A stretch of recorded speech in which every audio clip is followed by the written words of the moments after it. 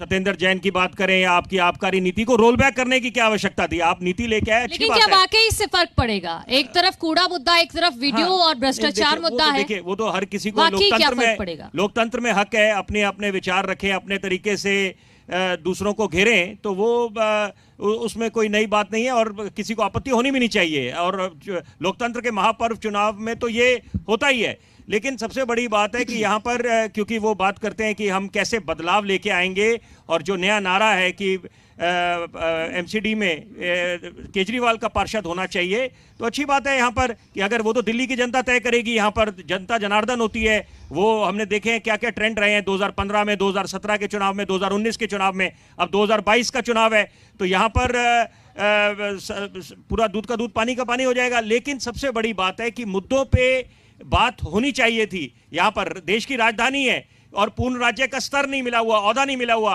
तो यहाँ पर ये जब एक, और ये तो आप विश्व की बड़े बड़े जो शहर हैं, जो राजधानी है, तो वहाँ पर ये होता है उनको पूर्ण राज्य का स्तर नहीं मिला हुआ, तो क्या कोई नई बात नहीं है? तो या वो भी तो जूझते हैं अच्छे तरीके से, जो चुनौतियां उनके सामने आती है।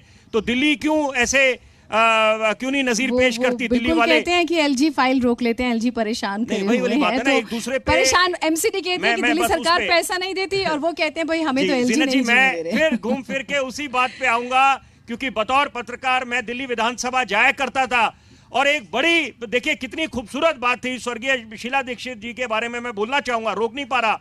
वो देखिए, जब श्रेय लेने की बारी आती है तो सारे नेता, राजनीतिक दल होड़ में सबसे आगे खड़े हो जाते हैं, बोलते हैं, दावा ये करते हैं कि हम लोगों ने ये काम करे। अच्छी बात है, अगर आपने अच्छे काम करे आप उसके लिए श्रेय लीजिए, आपको मिलना भी चाहिए। लेकिन बड़े कम नेता ऐसे होते हैं, आपको देखने को मिलते हैं, जो विफलता के लिए भी जिम्मेदारी लेते हैं। तो ये ऐसी अनोखी मिसाल कायम करी थी शीला दीक्षित ने, जिसके लिए उनको हमेशा याद करा जाएगा।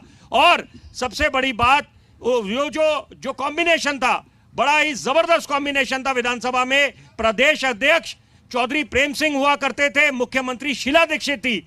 बड़े कम लोगों को शायद इस बात की जानकारी होगी कि स्वर्गीय चौधरी प्रेम सिंह का नाम Guinness book of world records में दर्ज है।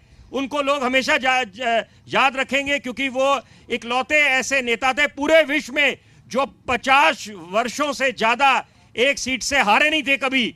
वो बाद में उनका रिकॉर्ड, वो सीट हारे वो अलग बात है, लेकिन रिकॉर्ड उनके नाम दर्ज है।